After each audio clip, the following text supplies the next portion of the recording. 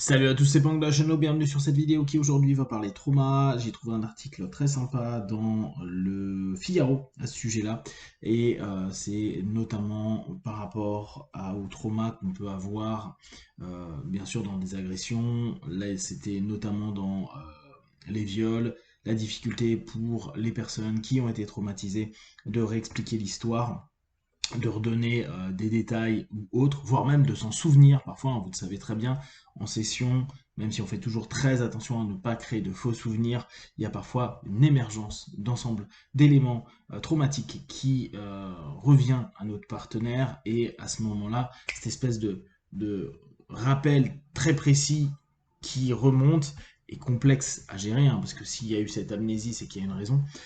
Justement, la difficulté à la gestion, et pour des cas où en plus après tu pourrais aller porter plainte, notamment donc les viols ou différentes agressions très dures, il y a parfois cette complexité à pouvoir redonner un cadre, un sens, et ça je trouve que c'est vraiment intéressant, c'est ce qu'ils expliquent, c'est l'incapacité au cerveau à donner du sens. Alors, je vous lis juste des parties d'articles, je pense que ça peut être intéressant pour nous, ça peut être intéressant aussi dans notre accompagnement des personnes qui sont traumatisées ou polytraumatisées, qui, bien sûr, parce que quand c'est vraiment des traumas lourds, souvent ils sont suivis par des psychiatres, donc c'est pour compléter, aider le cheminement du partenaire au travers de nos disciplines complémentaires. Donc, euh, les choses sont très différentes pour les psychotraumatismes répétés. Il attaque la capacité du cerveau à fabriquer du sens, c'est-à-dire intégrer les différents processus cognitifs, émotionnels, physiques en un tout cohérent.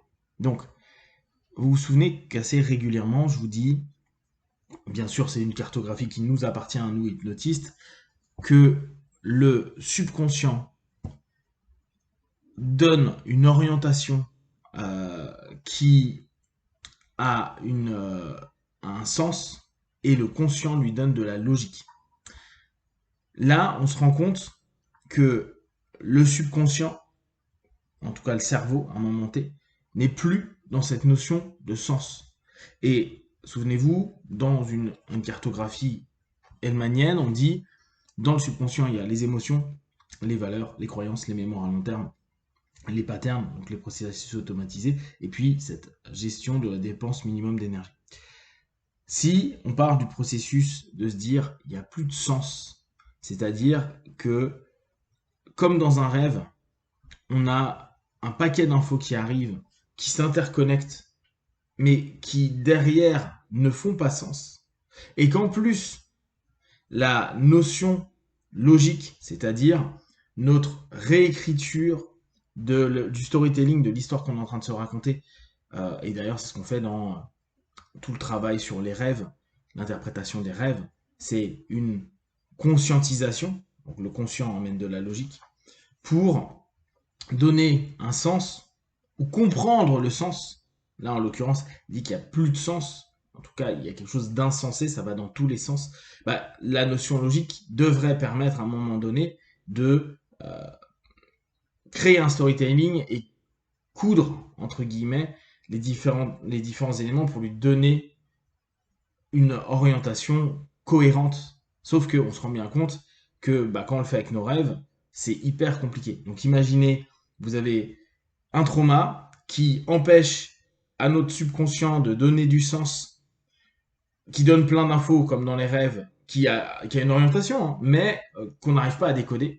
Et que même consciemment, soit c'est pas là parce qu'on a des oublis, on a, comme elle dit, des processus cognitifs, émotionnels et physiques qui, euh, euh, qui, qui sont complètement en train de donner des informations dissonantes. L'histoire qu'on pourrait rendre logique, on ne peut pas le faire à un moment donné. Et c'est là où il y a tout un taf, nous en hypnose, hein, qu'on pourrait aider à accompagner. C'est dans un premier temps arriver dans une, un apaisement des différentes notions euh, que la personne est en train de vivre à cet instant précis. Et bien sûr, c'est complexe, parce que dès que va y avoir une gâchette qui réactive la mémoire traumatique, donc mémoire à long terme, bah, il risque d'y avoir l'ensemble des réponses émotionnelles, des notions, des patterns et autres, qui, étant complètement déformés, vont donner des crispations, des peurs, une incapacité à répondre à votre suggestion ou à recadrer l'élément. Donc, les travaux en régression peuvent être intéressants à ce moment-là.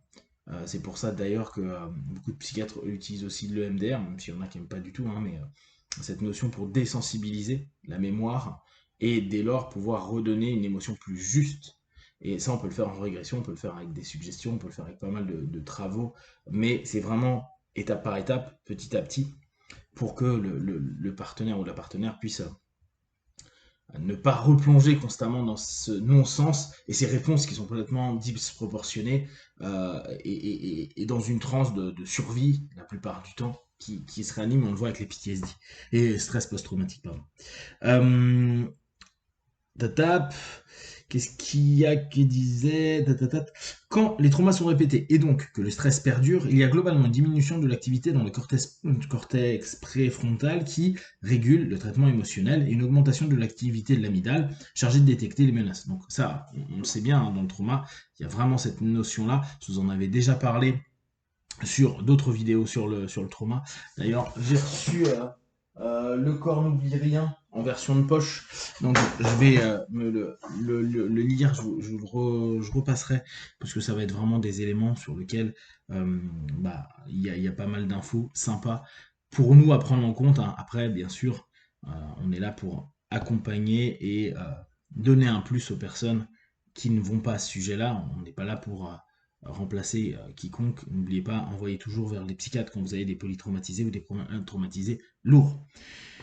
Donc, bien sûr, l'amygdale qui va être en mode j'ai peur et je vois les menaces partout et donc je les surdéveloppe à un moment donné. L'activité de l'hippocampe qui joue un rôle dans la mémorisation du contexte, dans le temps et dans l'espace, est également abaissée, pouvant expliquer la difficulté d'ancrage, de repérage des personnes atteintes de TDI.